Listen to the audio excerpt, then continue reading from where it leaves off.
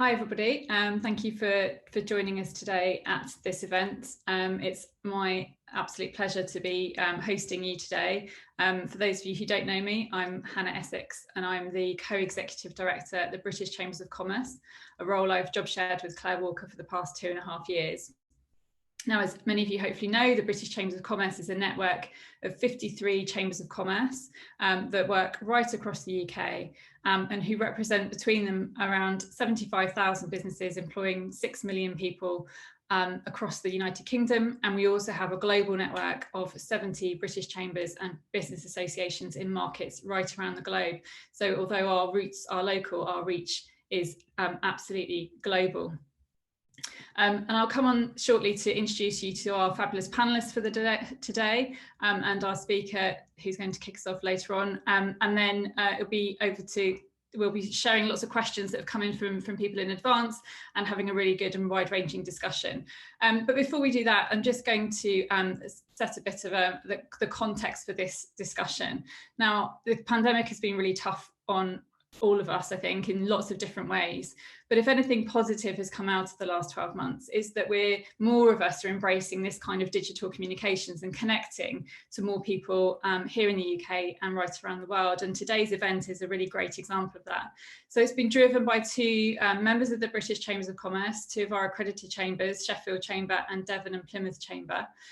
But many other chambers from right around the network have been promoting this event, and we're delighted to be joined by colleagues from Barnsley and Rotherham, from Doncaster, from Hampshire, Ayrshire, Greater Manchester, East Midlands, Somerset, Cornwall, Coventry and Warwickshire, and Glasgow, and I'm sure a few more as well. And I'm here down here on the coast in Sussex, so we really are covering the length and breadth of the United Kingdom. Beyond the health impact of COVID-19, this has really been a year of historical setbacks for businesses right across the country.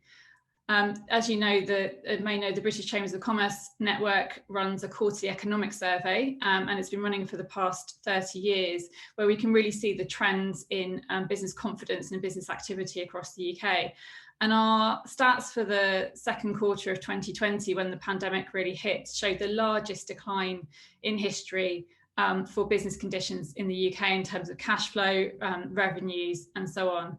And although there has been some slight ups and downs over the course of the year, things are still looking pretty bad for many businesses and for the UK economy as a whole. It's particularly, as you know, it's obvious that there are some sectors that have been hit harder than others. So hospitality, hotels, catering, that kind of business has been really hit hardest. But we also have seen over the course of the last year a real impact on the supply chain and those businesses that provide support to those services, to those businesses that have been closed for a substantial part of the last 12 months. Now, I probably don't need to tell you what kind of business impact there's been, so I'm sure you've all experienced it in many different ways. But in this unprecedented and very difficult year, we've really seen the best of British businesses come to the fore in a real national effort to get through this year, to support one another and to support our communities. There were members of business communities around the country who answered the government's calls, for example, to adapt their production lines to produce PPE, hand sanitizer, to repurpose their spaces, to provide support for the NHS and for other people in our communities, to redistribute unused PPE and support other efforts, distribute food and things that people needed, and keeping our NHS workers supported and fed. And all of these efforts were recognised by our patron, Her Majesty the Queen.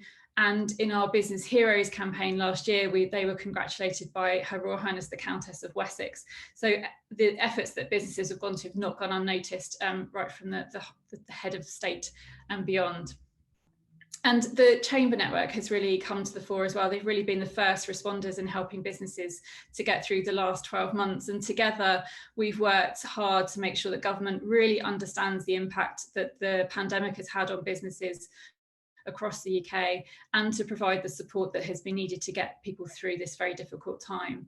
So we've worked on a range of issues, including the furlough scheme, the extension to that scheme, the flexibility that was brought into that scheme came from work we did with the Treasury last year, along with other organisations.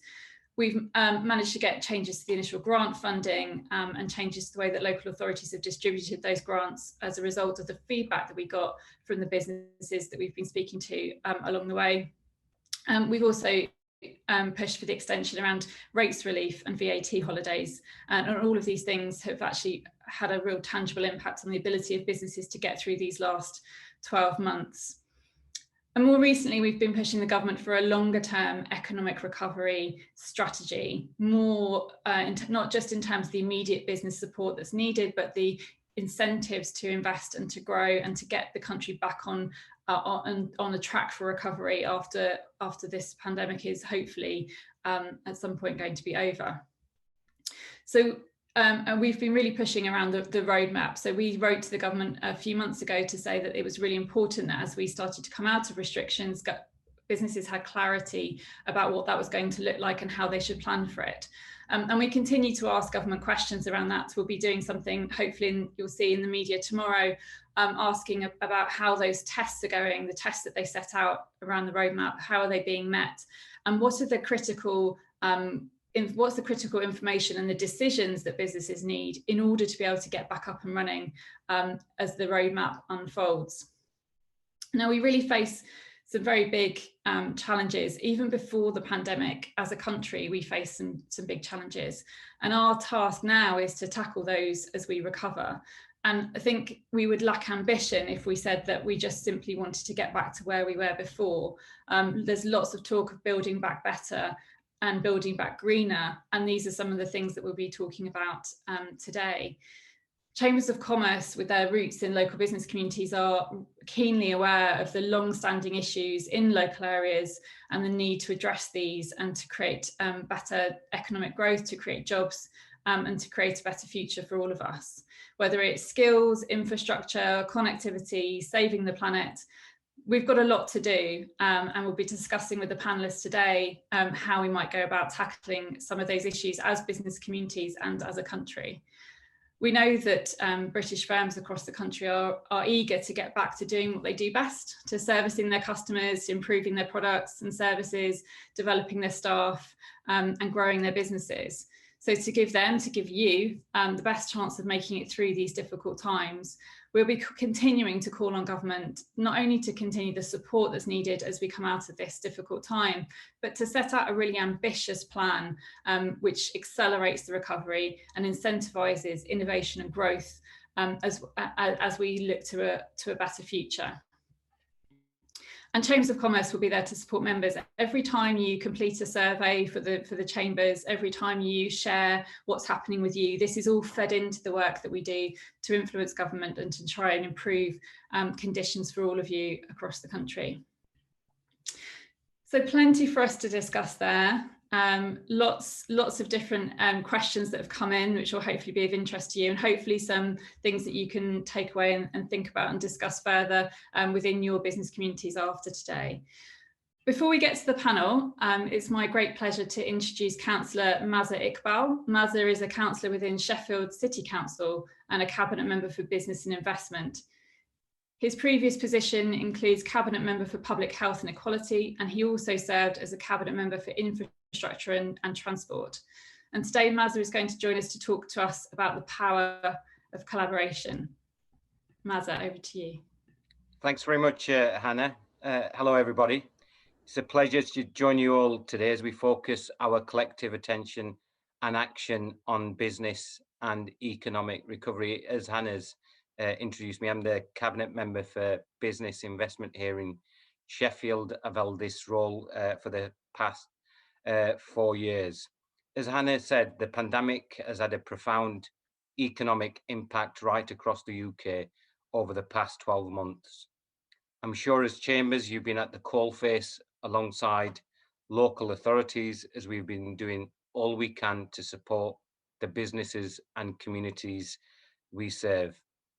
I am very grateful that you have invited me today. And like Hannah, I could talk extensively about the impact of COVID and the action we need to reopen our economy and address the long-standing inequalities that have been further ingrained throughout the pandemic.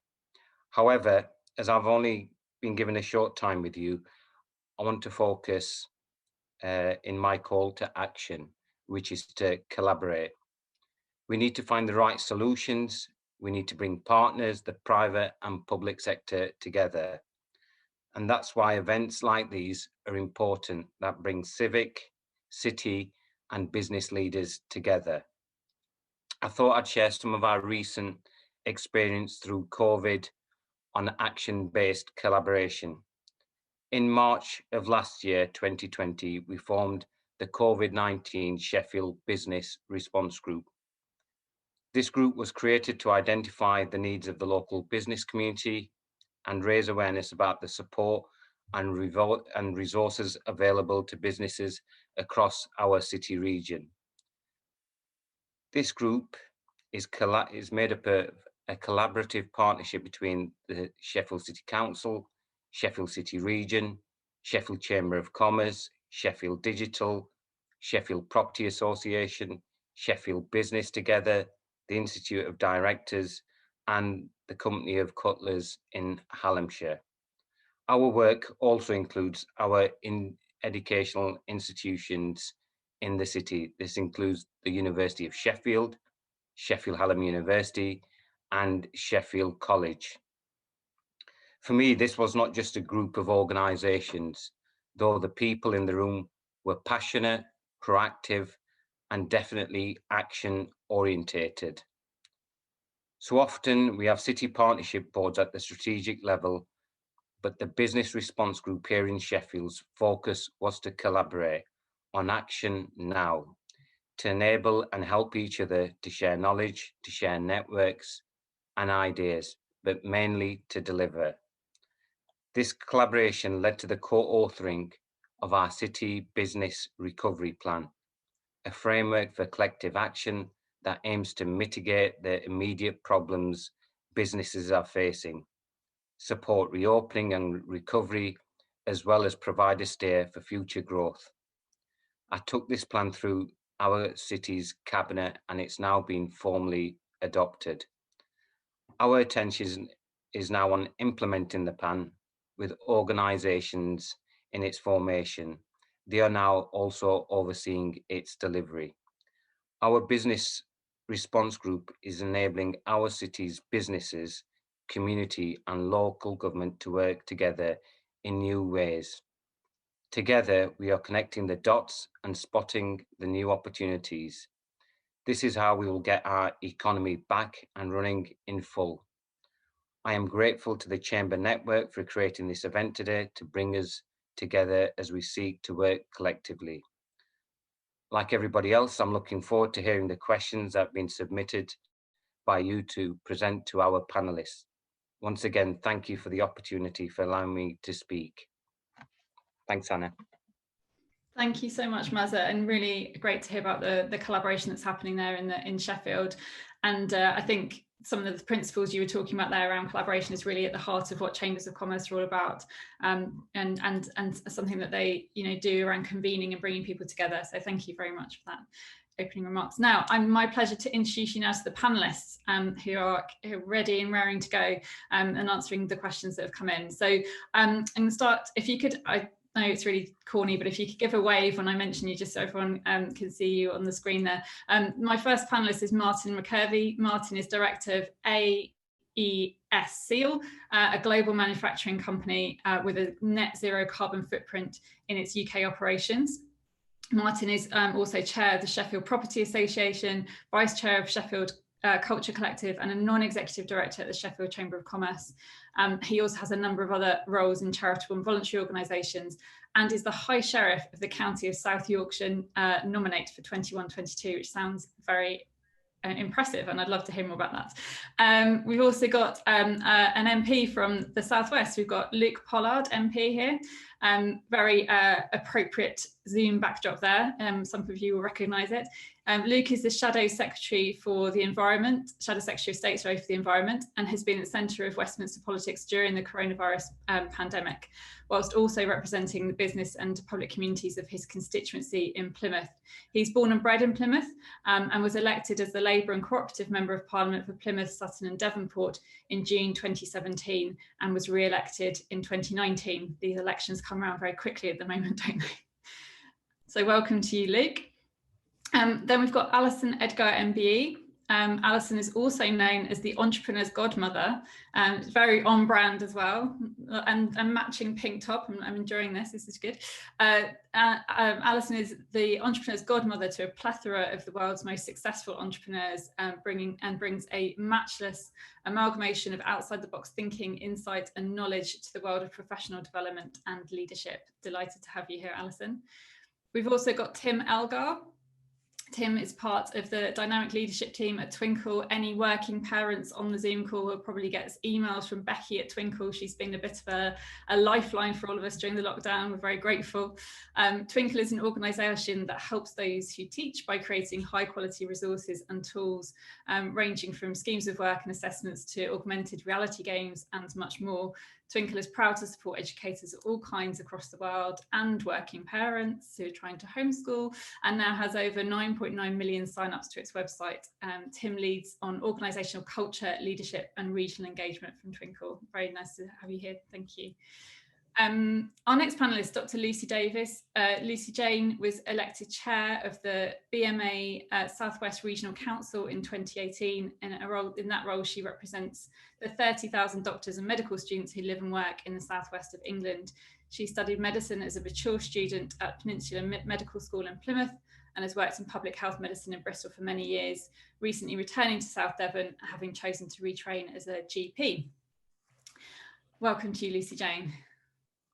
And then we have Jane Jones. Jane is Head of Public Affairs at Great Western Railway, also very on brand with the train behind you there. And Great Western Railway, part of First Group, and operates long distance regional and local rail services in the South West and South Wales. They regularly work in partnership with local government and local enterprise partnerships to deliver rail improvements supporting economic development. Jane has also served as a city councillor in Plymouth. And finally we have Barry White, not the much loved singer. Sorry, I'm sure you get that an awful lot, but if you do want to sing a tune, that would be great. Barry initially served in the army and then led major projects for construction companies, and latterly held leadership roles in the public sector to develop and deliver major investment programs, and has a particular passion for transport, affordable housing, and improving digital connectivity. In Barry's current role, the development of connectivity to improve opportunities and quality of life for people and communities in the north of England is at the heart of his work. So welcome to you, and thank you to all of our panelists for joining us today. We're going to go straight into the first question. Now, this is an area around, as we said, we've brought together people from right across the country. So this is a very particular question around regional expansion and how you grow your business into different parts of the country. So it's from a business manager of a consultancy that's helping the organisation to deliver innovative systems, and it's headquartered currently in Surrey. I'm going to be asking this question to Martin, Tim and Alison. So the question is, we've grown again this year as a technology and engineering consultancy. That growth has been heavily centred on the Northwest and Bristol areas. We want to balance that across all of our UK offices from Glasgow to Plymouth to make us a more viable business. We've found the Southwest, past Bristol, has been quite difficult for us to recruit high quality engineering people. What can we do to turn that tide? We pay the same rates across our offices based on our Dorking headquarters, so we don't think it's about money. Now, this is a conversation that we've had with colleagues from the Southwest as part of the Chamber network, is how do you attract great people to work in the Southwest, and what can we do to turn the skills agenda around, and make sure that we have opportunities for people right across the country. So Martin, I'm going to come to you first on that one. Okay, thank you. I think the question is something that dominates a lot of our thinking in Sheffield and the Sheffield City region. I think ultimately it's about how you create the correct conditions to attract investment, attract new businesses, and how you develop a skills strategy, which means that you have the right talent in the right place at the right time. I think one of the problems we've got, and it's a problem I think right across the north of England, is we have such an economic disconnect as a country. The wealth creation of London and the southeast is in sharp contrast to any economic metric of the north of England. Our productivity is low, our skills are a challenge, our levels of investment are not what they should be. And I go back to something that Councillor Iqbal said a few minutes ago, which I think is at the very heart of trying to drive some solutions to this. We have to find new ways of collaborating and new ways of creating partnerships where local authorities, mayoral development, mayoral corporations, or sorry, mayoral combined authorities, working in tandem with local authority leaders, with business leaders. And I think we also have to draw our education sector into this, working with universities, where we begin to create that economic stability, where businesses have an opportunity to invest, to grow, to attract talent. And, you know, I throw this out as just one illustration. We educate 60,000 students in Sheffield in our two fantastic universities. And I think the evidence would suggest in recent years that once those students have concluded their studies, not many of them are staying with us. And I think that's a drain of talent that we need to try and find some way of reversing. Because quite frankly, we ought to be more ambitious than just educating people here. We should want to create the economic conditions for them to stay here, to have their first job, to buy their first house, to have their family here, so that they become part of our wider economic ecosystem. Thanks, Martin. Tim. Yeah, I think, just building on that, obviously we've learned an awful lot in this last year around the use of digital and digital technologies. And I suppose, you know, have we seen a shift now in recruitment, and have we seen a shift in where people can locate from, can we work? Is it going to be the norm that somebody can work flexibly, or that you know, working from home obviously is going to be a key thing. And so there is questions now for us as a businesses, and how do we embrace this, and what is the expectation on that work pattern? How wide are we going with our recruitment?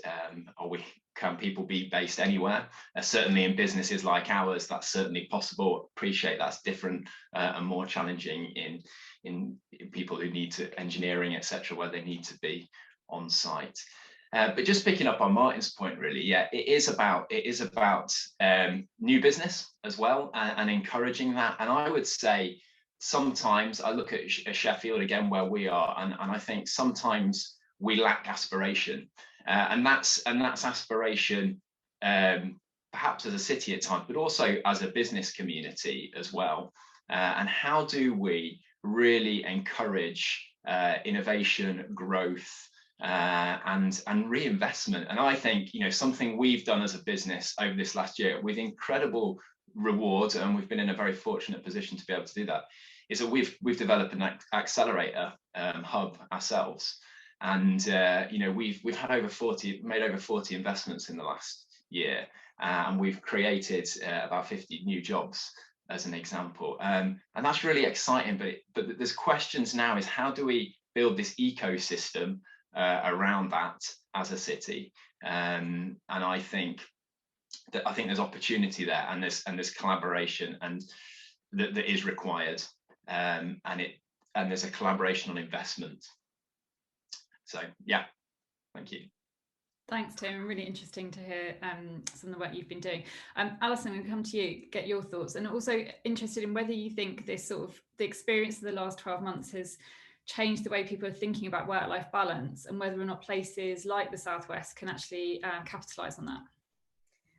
I think it's really interesting, feeding into what Martin was saying about Sheffield, because obviously you've got really high educational facilities in Sheffield. For me, like when I think of Sheffield, I think of the Human League, scissors, and education. So that's the three things I think of. But I work closely with Swindon and Wiltshire. So despite having a Scottish accent, I'm actually based in Wiltshire.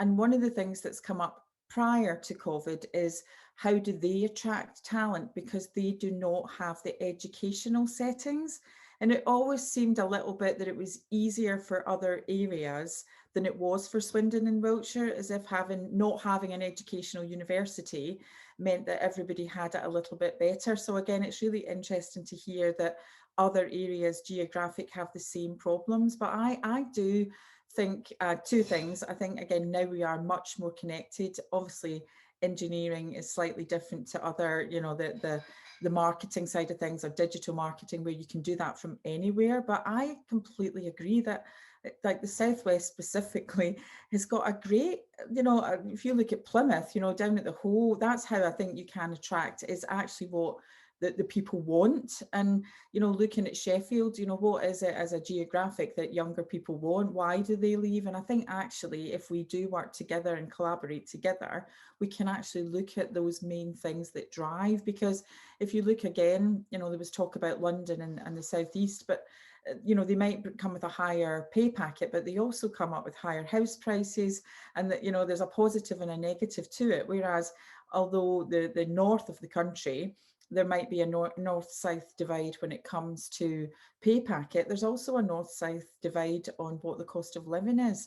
So to me, I think that the connectivity is huge, the digital connectivity. And I was on a call yesterday with Esther Mckervey talking about, you know, how often you've been on calls like this and it Zoom freezes, or so. I think actually that we can work more remotely. I think it's much better for productivity. So for me, coming from predominantly a sales background, before I set the company up, you know, you could only really do 4 calls per day, whereas actually now it's more acceptable to be using Zoom for meetings. But if you haven't got the connectivity and on the digital space, then we are in danger of having to go back to the way we did things before, after having moved so far forward. So that's sort of my thoughts and my positive, that actually we've come so far. I would hate to go back. So yeah, I'm Alison. Thanks, Alison. I think this question came originally from Ivor Humphrey, who's on the call. Ivor, did you want to come back on anything you've heard? No, it's quite interesting. There's been a lot of chat about flexibility of employment, and my company's now just over 900 people, the company I work for, and flexibility of employment is a key factor we're seeing in new recruiting. So I think whilst the points about investing so that people want to stay where they're educated and in the right areas, I think that what COVID has shown us is that we don't have to be tied to our offices anymore. And the only thing that drives us to be in regions is our customer base. And our customers are now getting to the point where they're not worried if somebody's on their floor plate, but actually if they're on their screen, that's good enough. So actually it's giving people the quality of life. Plymouth's a great place to live. So's Hull. I was in Navy for 34 years. I know a lot of cities around the UK, and Hull's a lovely place. So there's lots of lovely places to live and work. We just need to be able to get people to understand, how do we get people to understand that quality of life is as important as flexibility in working? And it's getting that message across. Thanks, Ivor. We're going to pick up on some of the things around connectivity later on, but I think there's some interesting things to look out for. A couple of big banks have this week talked about how they're going to be encouraging their teams to work more flexibly and more agilely in the recovery and for the indefinite future. So there's definitely a sort of shift in the way people are thinking about work and how they work. I think the key to that is really thinking about how you're going to make that work for all of your team and all of your customers.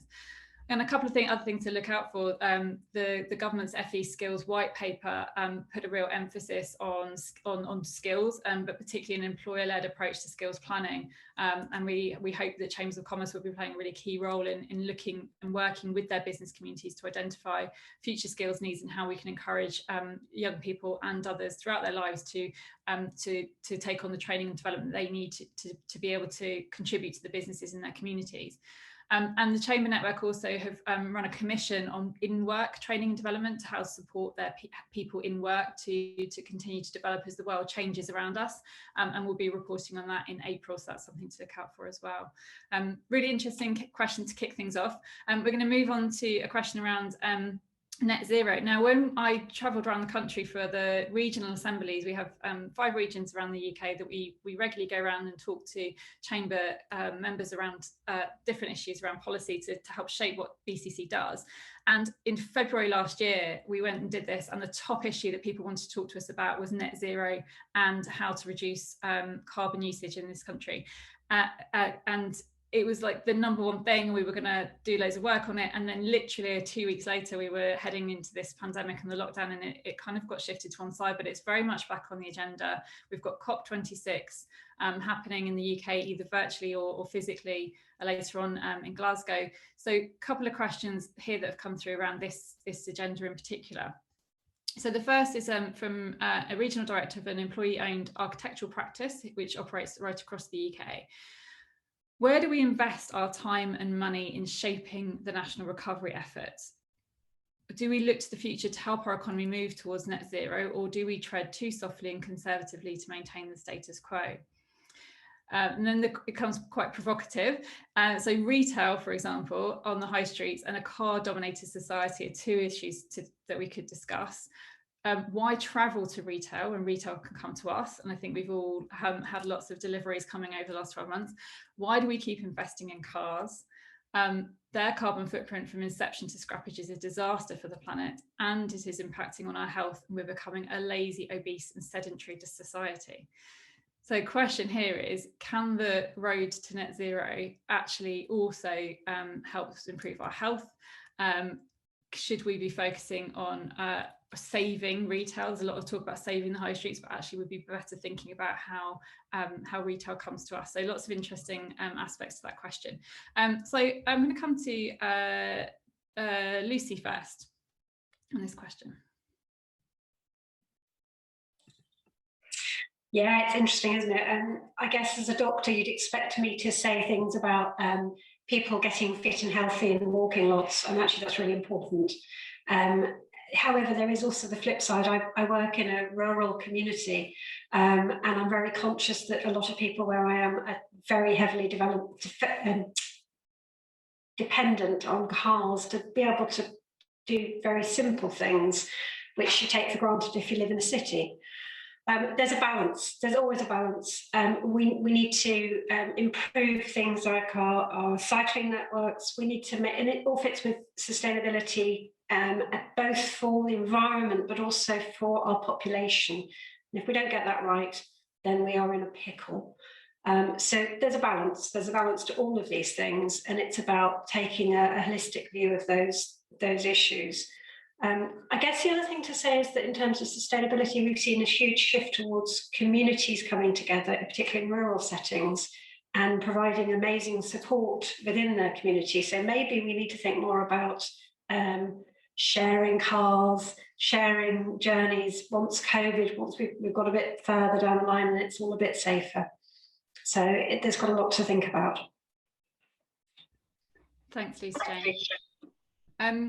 I'm going to come to Luke now. There seems to be political consensus around the sort of net zero ambition. Do you think there's consensus around how we get there and what we do around things like cars and transport? That's a good question. There's consensus around the words net zero. Everyone's very trapped with net zero as an idea, but then when you ask how you get there, it's much easier to say than it is to achieve. And when you start attaching far off dates to it, so net zero by 2050 is a world leading commitment that the government has. But by 2050, nearly everyone on this screen will have retired. It's so long grasped that actually it makes it meaningless. That's why you need to have robust interim targets to make it work. But I think, it's consistent with all the comments we've heard. There's no going back to business as usual after the pandemic. The consequences of Brexit, the climate and ecological emergency, and the pandemic and the economic whirlwind means that business as usual doesn't exist. It's not a destination that we can get back to. And so you need to make the most of it and look at where it goes. But the other reality is for businesses, especially in relation to the question that we're asked, is there's not a future for businesses that aren't going to move to net zero, that aren't going to adapt early. And in fact, if anything, there's a first mover advantage in terms of building market share, innovating to doing it. There's also an advantage of being second mover in that respect, and so allowing someone to take the initial upfront costs, but there's no advantage for being last mover. And that is really important that we can send that message. So whatever sector people are working in, they're going to need to be able to innovate and drive change. And that's not only looking at carbon, which is absolutely critical that we decarbonize our economy and do so in a fair way, but that we have to look at nature at the same time. And that relates to the habitats, the water usage that we have, the air impacts that our activities bring. Taken together, these are huge challenges, but we're not going to be able to achieve anything anywhere near net zero unless this is a proper nationwide endeavour. And the thing I worry about when you mention about cars is if you live in Wandsworth, you have more electric cars than anywhere else in the country. But Plymouth has one of the lowest levels of electric car usage in the country. That's not only about the massive transformation we need from combustion engines to electric propulsion, but it's about a recognition that deprivation poverty is leading to lower EV take-up, and the fact that investment is still far too focused on rich, affluent areas rather than poorer communities. And that debate almost leaves out the entirety of rural England that has virtually no plan for electric vehicle charge out. So we've got a real urgency to act, but in acting urgently, we need to make sure that we have one eye, and I would say this as a dodgy socialist, on the social justice implications to make sure it's a fair and equitable rollout, because at the moment it seems to be heavily lopsided towards those people that can afford to decarbonise, but we need everyone to decarbonise, and that means we have to have a fairer approach, I think. Thanks, Luke. I was discussing this with someone the other day, and they said that the ambition around electric vehicles is just 9 years away, which doesn't actually seem very long when you think about the shift that we're going to have to make from where we are now to where we want to be in terms of the infrastructure to support electric vehicles and the change that is going to require.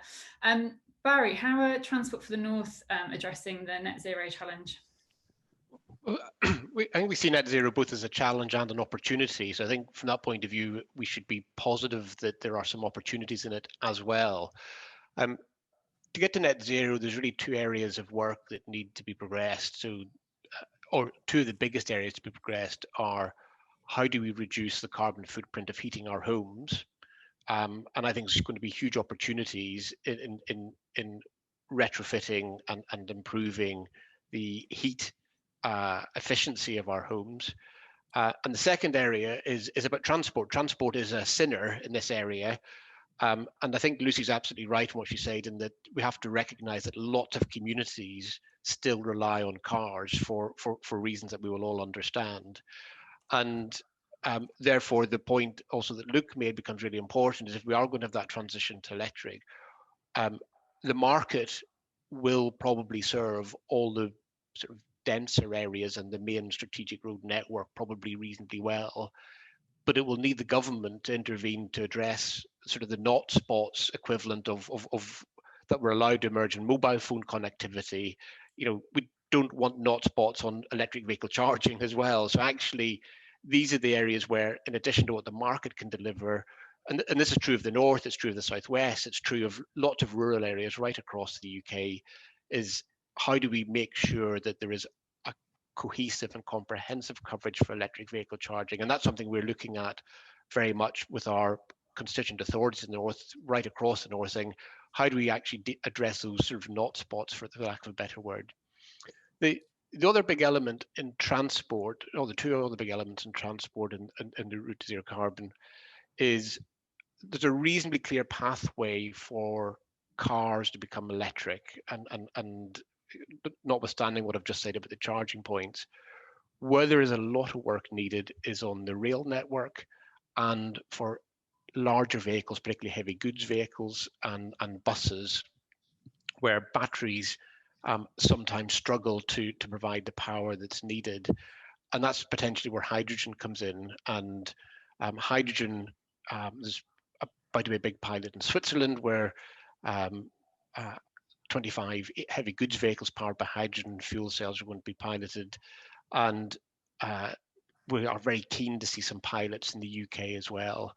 Now, on sort of the opportunity this throws up, I think the UK was relatively slow to take some of the opportunities in the manufacturing side for, say, offshore wind, and a lot of that got outsourced around the world to different manufacturing plants. on something like hydrogen, I think we want to be at the front of the queue to try to create those green jobs in the UK. And for instance, where Martin is in Sheffield, there's one of the world's biggest manufacturing plants of electrolyzers, ITM Power, that are absolute global leaders. We need more of that type of activity in the UK. We need, I think for hydrogen, we probably need the government to set up contracts for different type of approach to encourage hydrogen production, to actually start to get more hydrogen sort of production installed around the UK. So I think, and likewise on rail, we need to get more pathfinders and pilots to get hydrogen on rail, as well as a rolling programme of electrification. Too many of the railways in the north are still diesel powered rather than electric power. So there's a whole raft of initiatives needing done, but behind that all is one big point. We want hugely improved railway connections in the north of England to enable car users to make a choice. So Northern Powerhouse Rail being one example of that. We would like to have people choosing to leave their cars behind because the railway service was both reliable, frequent, and connecting those communities in a way that people could perhaps use their cars less. And that ties in with active travel, exactly as Lucy said as well. We need that active travel network, giving prioritization back to pedestrians and bicycles. And all the evidence shows if you do that properly, people will stop lots of those small journeys that cause both congestion and poor air quality. So there's a whole raft of initiatives needed, but I think a lot of these actually create opportunities for work, and as well as there being people having to change perhaps their behaviours or habits. So. Excellent, thank you, Barry. Jane, do you think there's going to be a challenge of getting people back onto trains in terms of just their confidence? I think a lot of people have used their cars because of the pandemic. Do you think that people will come back to public transport because that's critical to supporting this net zero agenda? You're absolutely right, Hannah. And we do have to restart the clock on the modal shift. We've spent the last 12 months, government campaigns have actually said don't use public transport. Our industry is now, so it's not just rail, that's also bus, but our industry is now mired in a, are we safe?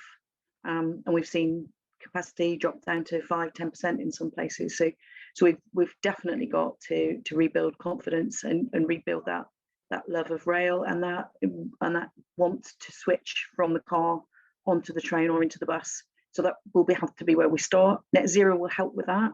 And the people, we do know, we saw last summer a bounce back amongst leisure travel in particular, with sort of on our services, we're recording around about 50% of our normal loading. So that it shouldn't be too difficult to build back around leisure in particular, but we don't know what's going to happen in the world of work. We've all been talking earlier about whether or not the permanent shift to working at home or certainly hybrid and what that'll actually mean to commuting traffic. And of course, it's commuting traffic that helps to subsidise the cost of providing the rural services, the local services, those services that will never be able to afford a rail service simply through revenue. So there's quite a big questions that rail will need to answer, but rail is absolutely an answer to net zero. So we need to find a way of making sure that we do build back that confidence and we do provide the rail service that business needs, that connects the communities, that works for the north, that works for the south, that works for the whole of the UK. So I know we're maybe coming on to talk about rail in more detail later, so I don't know whether you want to go on through it now, but it's definitely a place for hydrogen, but there's also a place for better battery technology. And that will mean that up for the southwest, the overhead electric lines finish at Newbury, or they finish weirdly just outside Chippenham. They don't go into Bristol Temple Meads, so it doesn't go to Bristol even. So there is a vast swathe of the southwest that doesn't have any electrified railway. But what we do have are hybrid trains. We can switch from electric to diesel, and Hitachi are now looking at whether they can put a battery into those long distance trains. So we can switch from overhead lines onto a battery, which saves all of the infrastructure costs and means that we can run long distance, environmentally sound trains right the way through on a battery. So that we shouldn't dismiss the opportunity that improvements in battery technology are also going to bring.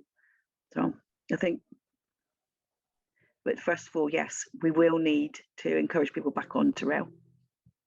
Thanks, Jane.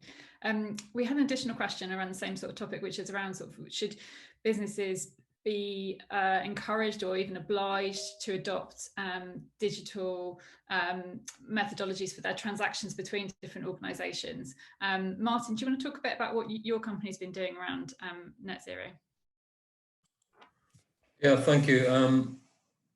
Just let me spend a couple of minutes sharing our experience. In October last year, we achieved net zero carbon emissions in our UK operations, and we're now on track to achieve global net zero greenhouse gas emissions in all of our worldwide operation by 2029. I think this is the issue that we all have to grapple with, quite frankly. I agree with Luke. Much has been said, but very little has been done. And we have done it because it is the single most important issue for our business. There is nothing that sits above this. We've worked on this for the last 5-6 years. Our people demand it. It drives our productivity. It enhances our profitability. It gives us new access to investment. We work with our supply chain. We attract the right skills. If you speak to most 18, 19-year-olds, as we do, they want to work for companies who take net zero seriously. The other thing we've done is we've created a better world solution, which is our attempt to reach out to other businesses, organizations who would like to work together in this space, because we recognize that as one business, we're not going to make a significant impact on this just by what we do. But if we can create a broader collaboration of businesses, local authorities, charities, voluntary organizations, we might all begin to work together. And our Better World solution, and it's on our website, is an invitation to any business, quite frankly, to come and speak with us. We are working with other companies. We are beginning to build some constituency in this, because we do think that the more we talk about it, the more we share ideas, the more we work together, then we will make net zero work. But I come back to it again. This is not something that we ever embarked upon as a choice. It was an urgent imperative for our business. And it's about profitability, productivity, growth, skills, investment, and innovation. Thank you. Thanks, Martin. It's yeah, it's really powerful to hear the business case for moving towards net zero, and how it's actually increased, how it's benefited your business. I think sometimes it feels like another thing to worry about, whereas actually it can be something that could be really productive.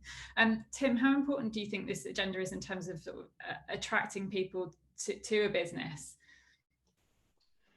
Yeah, I mean, I think Martin's right in that we've got a generation now, and rightly so, that are passionate about the environment. They're passionate about doing the right thing, and therefore, as a business, it's something that all businesses that we need to take seriously. I think, in the digital sector, perhaps the carbon impact is perhaps less, but I think there is a challenge for organisations like ours, which is or the green agenda at the moment is that we need to pay quite expensive consultants to calculate carbon emissions for us, to understand what the picture of that is, and therefore develop that process. And I think that's a challenge for businesses. I know for SMEs there's a little bit more support, but we've got to get it to be an important part of the agenda and make it easy for businesses to really understand and tackle this.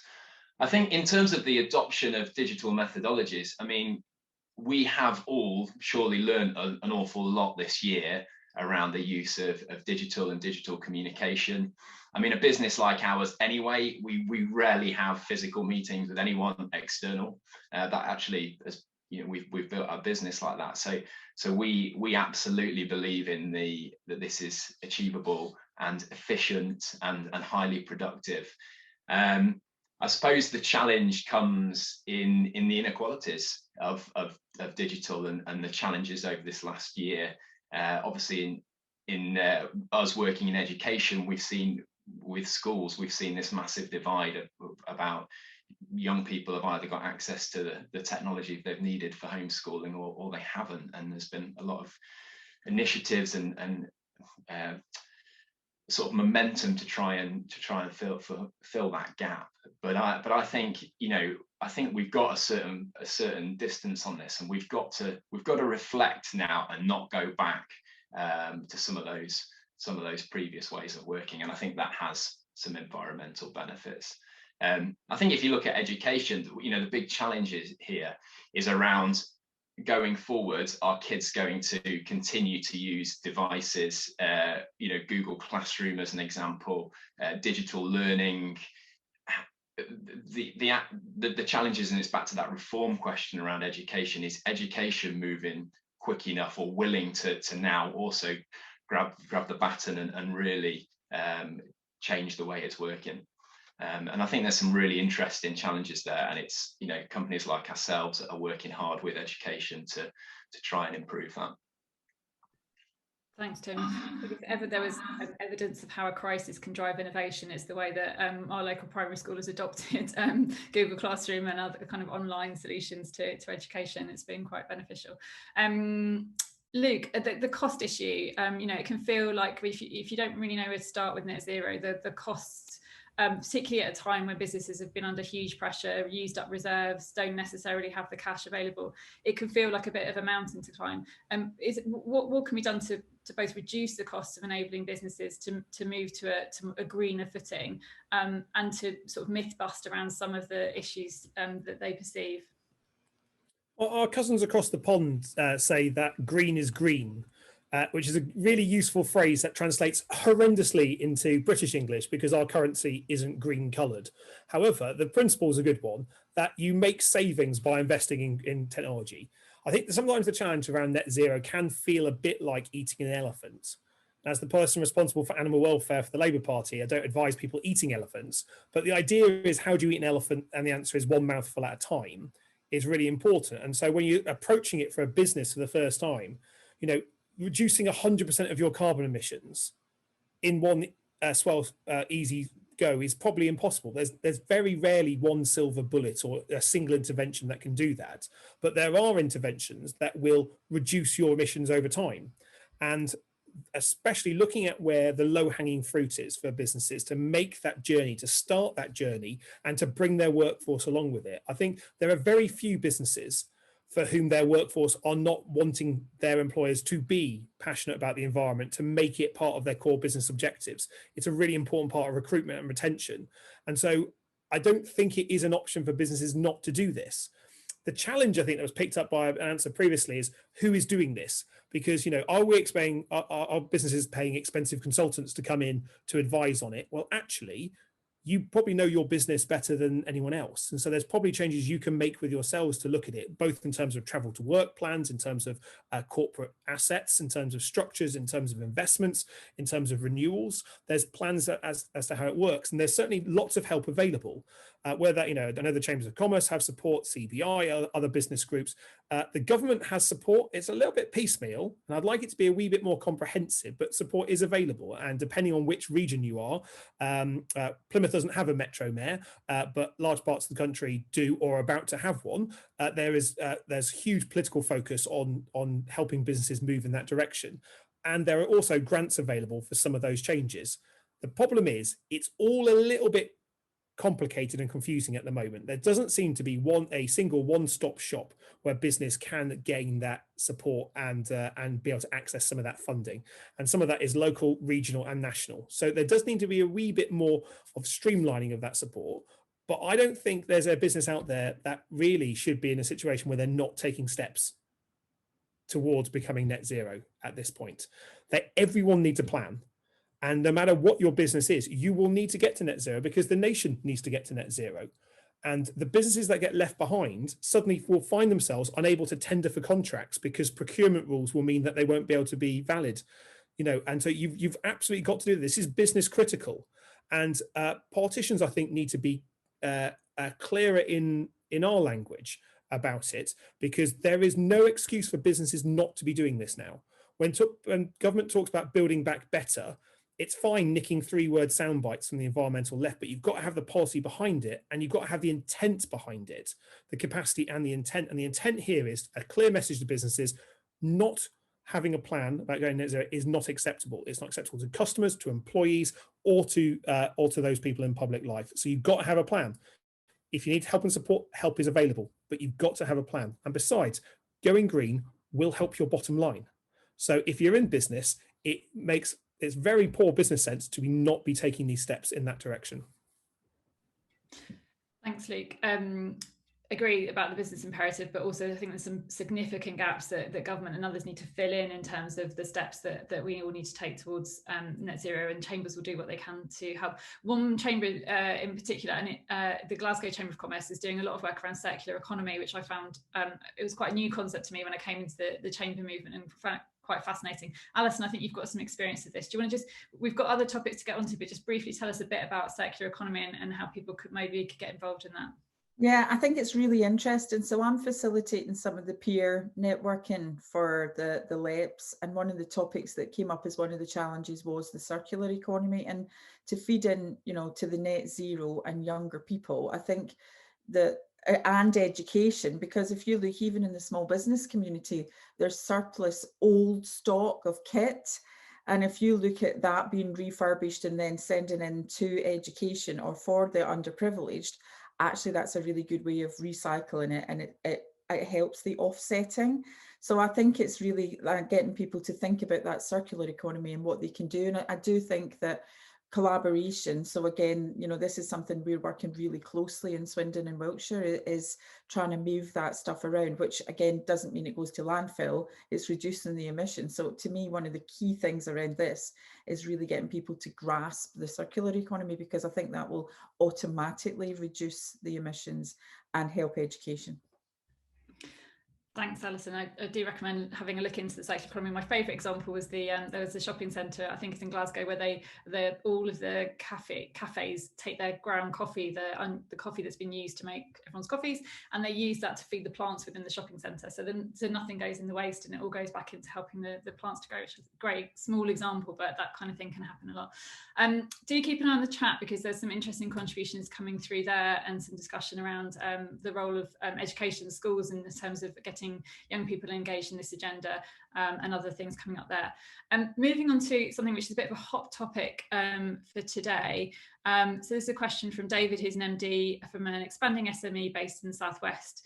And he said, with businesses planning to return to some semblance of normal working, what are the panelists' views on employees needing to have had the vaccination before being allowed to go back to their offices or other places of work?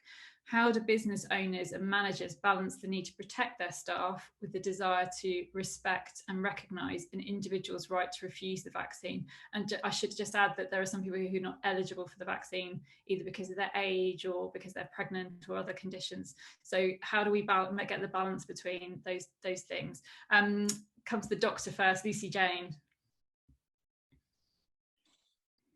Okay, so this is a really tricky area, isn't it? And I guess my first point is, having looked at it from a historical perspective, we've never been a country that does compulsory vaccination, so that's not a thing. However, for certain jobs, for instance, when I went to medical school, and in an ongoing way, I have to prove that I'm immunised against appropriate. You don't want me as a doctor doing stuff to you if I'm potentially going to have TB or something. So there is a precedent for checking immune status for certain jobs. And I think we need to really think carefully about how that translates into a broader sphere. So for instance, I would say equally, if you're working in a care home, for instance, where you have a really highly vulnerable population, probably we need to have some very strict rules about who should be working in those environments, and they probably do need to be vaccinated. And it's really difficult, because what do you do with the people who are already working there who don't want to have a jab? And that's very complicated. I think that's a situation you have to get legal advice. But really what we need to do is we need to up our game with regards to occupational health. I think, even within the NHS, it's not as well funded as it could be. We could really do a lot better. One of the things that is really worth knowing is that we're seeing, obviously in our older vulnerable population, we see mortalities and we see people die. However, in our younger working age population, we're seeing increasing numbers of long COVID, and actually the morbidity associated with COVID is going to last for a long time. And we're only really seeing the tip of the iceberg at the moment. The data that is coming out at the moment is really quite concerning. However, there are glimmers of hope. First of all, is to mention that actually there seems to be a reset. If people have the vaccine, it seems to reset things with regards to long COVID in some cases. So that might be a positive and might help encourage people to have it. And the other thing to say is that, you know, our vaccine program is going to be a rolling thing. It's not going to be a one-off, you have it now, or you have it, you know, in the next few months and that's it. It'll be every 6 months or so that we will need to have vaccines. It's a massive program and people have got to buy into it. The most important thing that really caused us problems is at the beginning of all of this, you know, a year ago, everyone talked about herd immunity. And herd immunity only really exists in the context of having a vaccine. Vacca meaning cow, from the Latin for cowpox. It's really quite interesting. I can talk to you for hours about it. But herd immunity is going to be incredibly, incredibly important. It isn't just individuals having the vaccine, it's across the population. And those numbers have got to be quite high to make it safe. So to get to that point, we really need to get people vaccinated. So I think it's occupational health. It's probably looking at the sort of legal, ethical issues and making it as acceptable as we possibly can. And also to mention, I think you can have the vaccine during pregnancy. I'd have to check for you. Thanks. And good news about the vaccine. I wonder if I'll get my sense of smell back. I lost it over Christmas and it hasn't returned thanks to COVID. Jane, we were talking about getting people confident about getting back on transport. Yeah. Do you think that some kind of vaccine passport would help with that? I don't think that's anything that UK Rail would think. I don't know whether that's something that International Air might think about, but certainly I don't think we would. You wouldn't get the trains to run on time if we had to stop and check everybody's passport, I think is the basic answer. And nor do I think that people will necessarily feel that the state should be interfering quite that much. But it, as Lucy said, it is a balance. I think if you're looking at people who are working in care homes, people could understand that.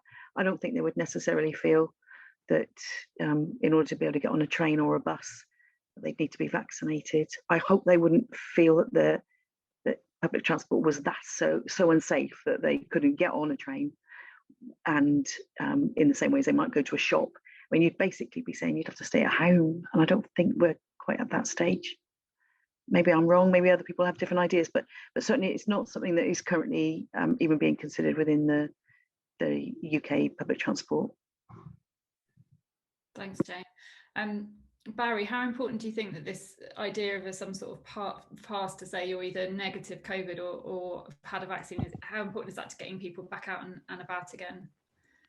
Well, speaking as somebody who hopes to have their vaccination in just under a week, which I'm quite excited about, I have to say, the thought that I would even find myself saying that, you know, a year ago, you wouldn't have imagined being excited about something like a vaccine. So I think it's been the most extraordinary year of the government intervening for good reason in our liberties. You know, so it's been remarkable for all the wrong reasons, and in many ways.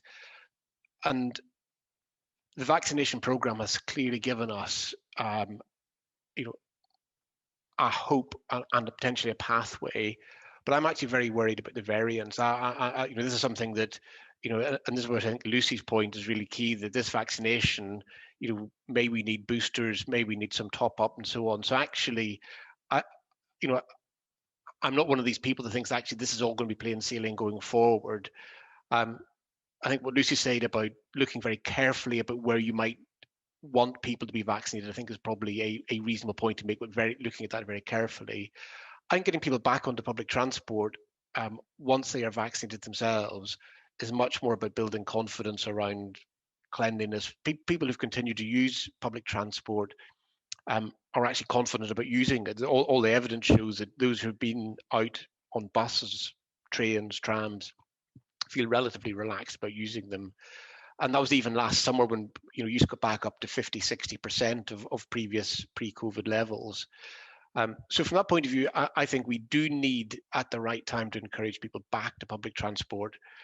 I think the point around actually trying to sort of check people getting on and off trains, I just practically don't see how that would ever work, even if that's what anybody wanted to do. So I do believe it's actually more about protocols. We may well have to wear masks still, for instance. I don't know. This is the sort of thing we need to look at as time goes on, and use of hand gel, hand washing, and so on. So I think there's a lot of practical things we can do that will give people the confidence to use public transport. I think that's at the root of it all. I think as a society, we've always relied on a sense of personal responsibility as at the heart of much of what we do in the UK. And I think that's probably the right approach. But I think the government may need to introduce rules as and when they're needed. So, thanks, Barry. We're discussing this with my team this morning. It's just sort of fraught with kind of ethical and really difficult questions about how you get that balance right. Martin, as a sort of business owner, how have you dealt with sort of workplace testing, and have you thought about sort of the future of vaccine status in terms of your business? Yeah, this is very, very difficult. The law is quite clear. People can't be forced to be vaccinated. But then at the other end of the spectrum, all employers have got a legal obligation to provide a safe place of work. And one of the things that I think is going to become very problematic in some businesses is how do you deal with the risk of people who haven't been vaccinated, and do they put at risk your ability as an employer to provide a safe place of work? And I think that's full of legal complexity that I would need some time to think about in terms of what the answers might be. But I think Barry's touched upon something that is actually really, really important. I don't think we need government intervening in this area. I think we need to be taking individual and collective responsibility as individuals, as communities, as businesses.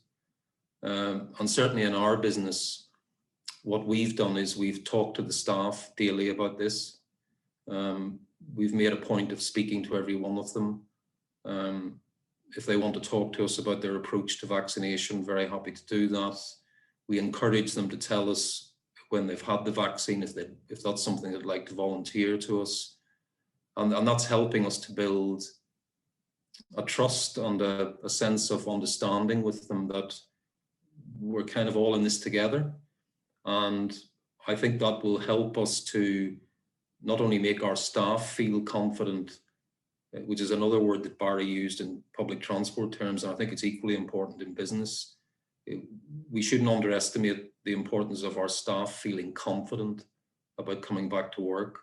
But coming back to work is not about just walking through the door of the factory or the door of the office. It's getting on a train, it's getting on a bus, it's getting into a car, it's whatever else it might be. So I think we've got to try and look out for each other. But there seems to be no doubt that unless we get people vaccinated, and I'm not a medical person, then we will forever be dealing with a higher element of risk in terms of this pandemic. But I don't think this is going to be easy for business. The other thing I think will happen, unfortunately, as it always does, I think there will be some very, very ruthless employers out there who will make a very, very clear statement about people who haven't been vaccinated, and I think that needs to be called out if it's happening. Thanks, Martin. Yeah, so, lots of issues to consider. Luke, I think this is going to become a bit of a political issue as well. You know, the Prime Minister's been flying a few kites around what the government may or may not do in respect to vaccine passports. What's the Labour view on what's going to happen next with this? I think you're right. This is going to be a really important emerging area, and it's not an easy one to look at. I think whether we are going to have COVID vaccine passports or vaccine certificates, which seems to be the government's preferred language for it, certainly many of our international friends are. And that's certainly going to be present for international travel. And so to a certain extent, there will need to be vaccine certificates and the acceptance of them if we want to participate on an international stage and travel. So they are a reality. I think the Prime Minister is deliberately flying kites on this to see how it lands. It's not an easy thing to do. It really isn't. And there are real challenges, especially for those on the right of politics who have been majoring on the civil liberties angle around this in supporting a COVID a vaccine certificate. We on the Labour Party have always favoured that vaccines are not compulsory, but that doesn't necessarily mean that there won't be professions or types of behaviours where a vaccine certificate passport won't be required. I think what you do need to have around this is a better quality public debate around it at the moment, because the idea of simply slapping a COVID certificate on people without their public support, or delaying the debate because it's difficult deliberately until you get after the May elections, which largely is where the government wants to be, fly a few kites beforehand so they look like they've done it, park big difficult decisions that won't scare off especially swing Tory vote until after May's election. So I would expect there to be a window where businesses and the public won't be having clarity, but that will resolve itself probably after May. But we do need to have a fuller debate about what is appropriate, but also a bit of honesty from ministers about how long this is going to last, because the language that once we unlock completely on June 21st, which I hope will still be the case, that COVID suddenly somehow gone, it hasn't. Coronavirus is going to be with us for a very long time by the looks of it. We are doing better in Britain than many of our friends abroad are, but the risk of new variants entering the country, especially with the holes in our quarantine policy as we currently got as a country, is very real. So the risk of a variant not being affected in the same way, the same efficacy as the virus, as the vaccines we have currently, is a real threat. And I would like the government to frame the discussion around vaccine passports and vaccine measures in the context of this is going to be with us for some time, and to tell a story about how people can understand what will change and what won't change from some of the restrictions. Because the idea that everything's going to simply go away after June 21st, I don't think is true. The idea that this is going to be a one-shot vaccination that only needs to be taken now, it could well be an annual thing like the flu jab, which means we'll need infrastructure and support in able to get that. And for those people that you rightly said, Hannah, in your initial question, that won't be able to have the vaccine for whatever reason it may be, is being able to support those people that might want it but can't get it, perhaps in a separate category of those people that are choosing not to have it, to make sure that we are looking after everyone. But at the moment, I don't think we're going to get any immediate quick answers, I'm afraid. Thanks, Luke. Yeah, I suspect this one's going to dominate the headlines for a few more weeks before we get some decisions. Lucy Jane, do you want to come back on that, and particularly the sort of question around variants and how much of a risk that is in the future of the vaccination programme? Yeah, I mean, so the thing that's difficult is this is a new disease. It's not like something we've had before, but the problem is that we knew it was always a risk. I did a master's degree, 10 plus years ago, and it's like public health 101. There will be a pandemic, and if we're really unlucky, it'll be SARS. And that's what they said to us. We all knew. So anyone who wasn't worried about this just wasn't paying attention. And actually, my membership, as you know, the doctors, we are angry. If you're not angry about this, and you're not angry about the fact that we've had one of the worst death rates per capita in the world, you should be. Because even with the lockdowns and all the other things that have happened, as a country, we've messed this up significantly. And, you know, I represent doctors who've been working in COVID wards and working in ITUs, and it's been horrific. I've seen colleagues go through stuff that's been awful. We're now seeing actually, and I really worry about this coming into the summer and into next year. I'm already seeing lots and lots and lots of patients, and across the country we are, that haven't been seen for all the other things because the NHS sort of shut down effectively. So we're going to see a massive, massive winter spike as we go into this coming year. Without COVID variants, we're already facing a massive crisis. So don't be complacent about this. It's going to go on. I think in terms of variants, Brazil, if you're not worried about Brazil, you should be worried about Brazil because it is out of control in Brazil and we're seeing new variants. We've also seen a South African variant. these are already worrying. And actually, the data on whether or not the current vaccine works on those variants, but not only that, does it carry on working past a few months? It's that data just isn't out there because it's such a new vaccine. So, you know, I think we have to be really tight and really strong on where we go on this. And the final thing I would say to you, everybody's talked about hand washing. We all talk about hand washing and hand gel and all that stuff. Actually, the evidence is that it isn't carried really on fomites. We don't catch it from hands, we catch it from aerosols. So actually it's being in a contained space with other people. That's the issue. So things like public transport, what we need to do is we need to make it as safe as we can by wearing masks. And I'm afraid things like masks, we're probably going to be doing that for some time. And, you know, I wouldn't be surprised if that's for some years to come. But we mustn't underestimate this. We mustn't think it's going to go away. And we also need to be really careful with variants that actually they are more dangerous than the versions we've seen already. So we need to be really, you know, sensible about when we move forward on this. Strong word of caution there from Dr. Davies. Thank you for that. We are coming up short of time. We had a couple of questions come in around transport infrastructure and digital connectivity, which we touched on earlier, but a question around, you know, how is it that we're spending an awful lot of money connecting London and the Midlands with HS2, but parts of the Southwest, as we've said, don't have electrification, don't have reliable transport systems, takes a long time to get between, you know, different places.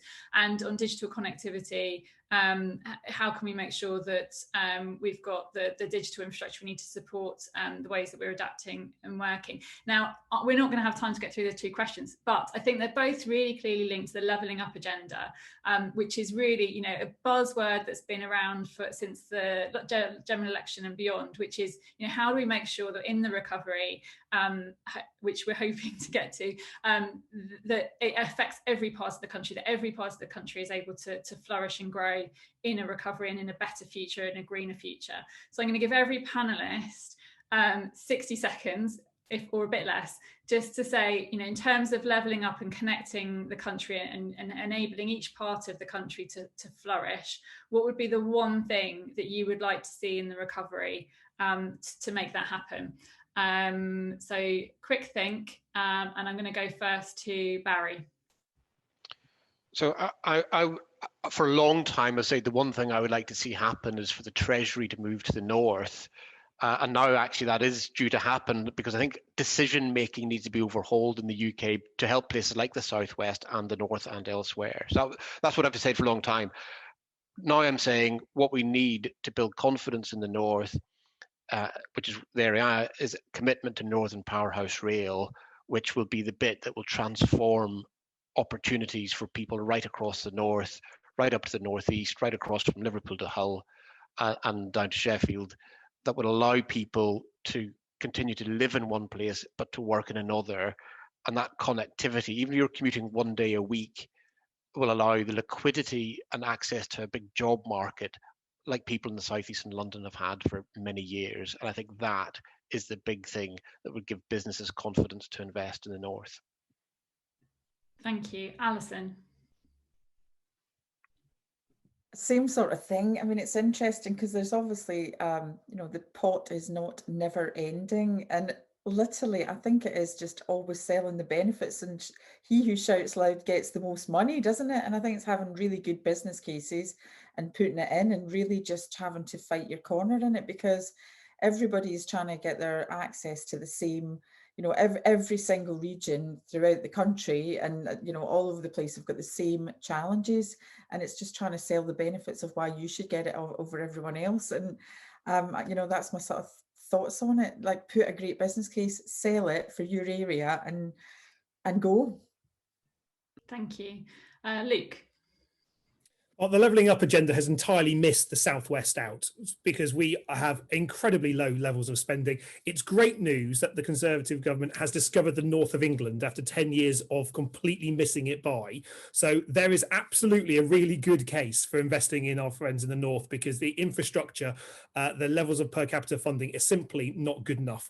But if we're having that debate, let's not jump into the lazy logic that the South's got it and the North hasn't, because the Southwest has some of the poorest communities in the entire country. So if I could ask for anything, I want to see us get our fair share.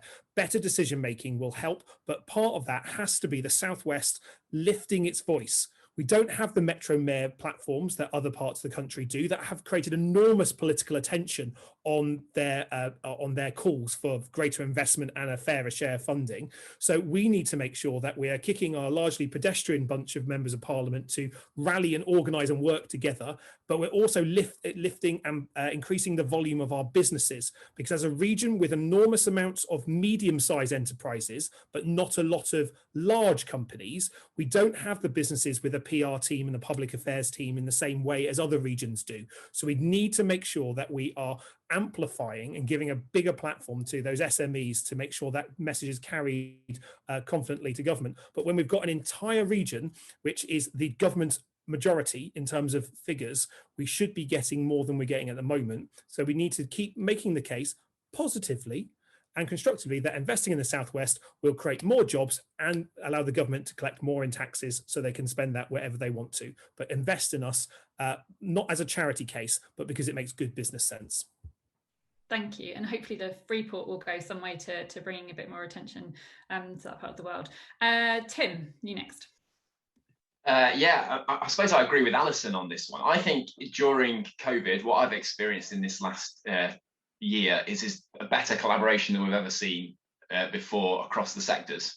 And I think, we've got to build business cases as areas, as cities, and the guys who are being successful are generally the people who are united in purpose and in vision and have that clarity. And I think, even for us on a local level, we've got to do this efficiently and effectively now. And I think we've seen the start of that. We've just got to see that through now and execute that.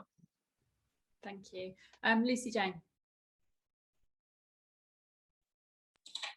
Learning how to do the unmute button quicker would be a good start. I was going to say about representation and regional government. I think particularly down into the far southwest, so Devon and Cornwall, and actually into Somerset, we have some of the highest levels of socioeconomic deprivation across Europe. We're not even just in the UK league. We're off the scale.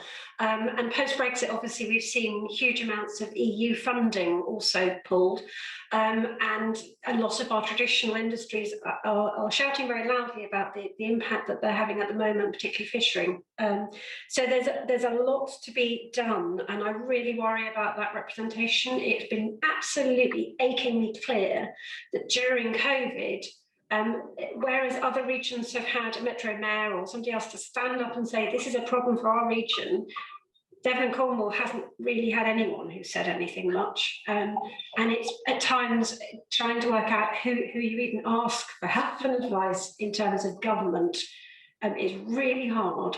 So we need proper regional government. And I think probably we need it across a broader part of the country as well, because the Southwest gets forgotten. And it's bloody gorgeous down here. It's amazing.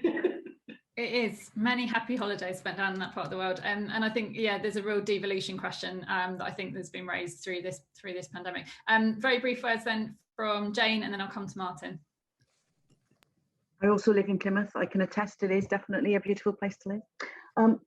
I think good transport is about relevancy and about connecting communities in the way they want to be connected. My worry is that because we're having to move so quickly on the levelling up agenda, that we're building plans for yesterday's world, and we don't yet know what tomorrow's world looks like. We don't yet know how quickly people will resume working in the office, how often they'll work in the office, whether they really will move out of the cities and work in the countryside. So we don't really know what the transport of tomorrow needs to look like, because we don't really know what the world of tomorrow will settle into.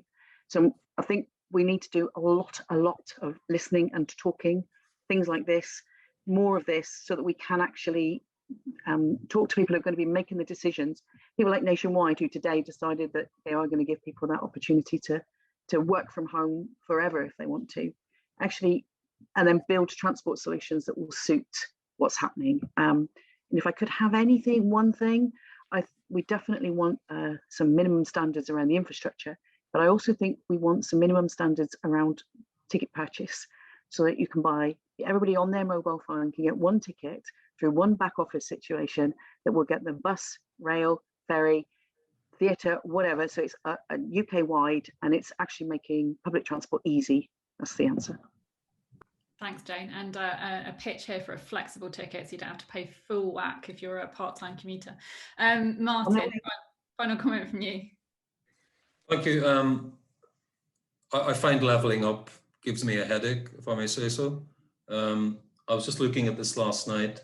Levelling Up is UK Community Ownership Fund, Plan for Jobs, Freeports, UK Infrastructure Bank, Towns Fund, UK Community Renewal Fund, Levelling Up Fund.